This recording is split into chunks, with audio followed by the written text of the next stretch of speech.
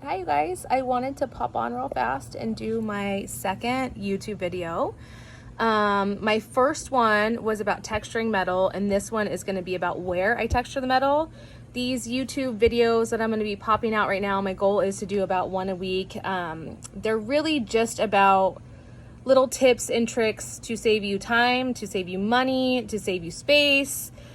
Because I work in my little tiny garage. I don't have a huge studio. I work in a little condensed space. I don't have thousands and thousands of dollars for all these crazy tools that a lot of people have. And if you do, more power to you, because that's freaking incredible. I will one day have all that stuff. But for now, this is what I do that kind of saves me time, money, and space. And if you're interested, just keep following me, because I'm going to post a bunch of these. So this one again is about where I texture my metals. So a lot of metalsmiths have anvils, and you can get some anvils that aren't crazy expensive for, you know, $300-ish, $200-ish, right around that range. The shipping is really where it gets you, but I'm holding out for an antique. That's just me. That's what I want in my heart, my soul. That's what I want for my studio. So now, a lot of people use those the stainless steel blocks, and you can totally use those. Rio has them for like 30 bucks. A lot of different places have them for about that. I don't really like them. I mean, I've tried them and I've used the sandbag, and they work great for stamping my logo or whatever. But for the main thing that I use is I bought from an antique store, actually, an old railroad tie, which is super cool because, again, this is super old and has really cool energy, old history, which that's just kind of what I'm into. But I just thought it was so cool. I think this was 20 bucks, again, like right around that. And it's so cool, and it's kind of beat up too. So if you watched my last video on texturing, I talked about using concrete. I talked about using your surroundings. This is another space that I use for texturing, because look at all those like pivots in there. So I do use this a lot. I also use this a lot for my flowers and stuff, because of the rounded edges, right? So if you see, you can put your metal on these rounded edges right here. Like hammer way, you can use a hammer, you can use your rawhide mallet, which helps from marring the outsides. But I really personally like that kind of, when you scrape your metal, when you mar your metal, I like the texture it gives. But that's me personally. If you're going for a completely different, that's you. But so this is super cool. They're super heavy, so you can actually just put your stuff down, put your metal down, and hammer away on this. And you can take this anywhere. It doesn't have to be bolted down. It's heavy enough to where you can sit with it and make it work.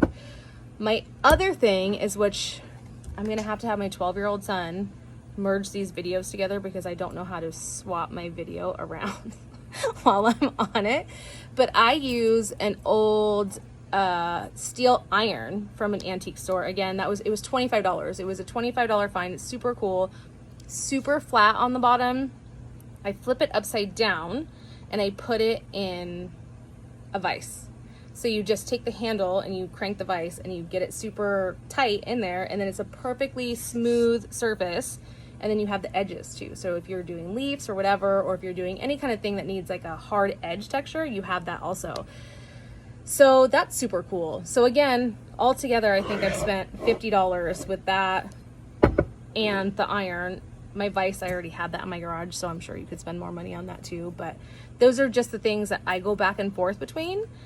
Yeah, so that's what I use instead of an anvil right now. Again, if you have an anvil, if you bought one, great, that's freaking awesome. And then they have all the really cool attachments you can put in the anvils too for all the molding of metals. I can't remember exactly what they're called. They're called the shaping something. I can't remember, but really cool stuff. So again, one day I will have that, but for now, this works wonders and my iron works wonders. So if you guys want to subscribe, like below, do that. Also, if you want to drop in the comments, if you have any questions or like any subject that you want me to touch on, that would be cool to give me some ideas too. So yeah, do that.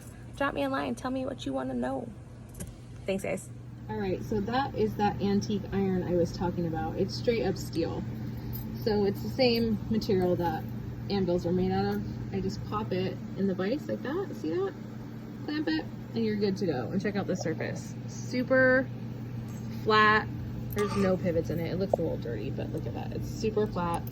I use my stamps on here. It's such a great, oh, there it goes. It's such a great surface. Really cool, and it works amazing. Here it is. That is what I use.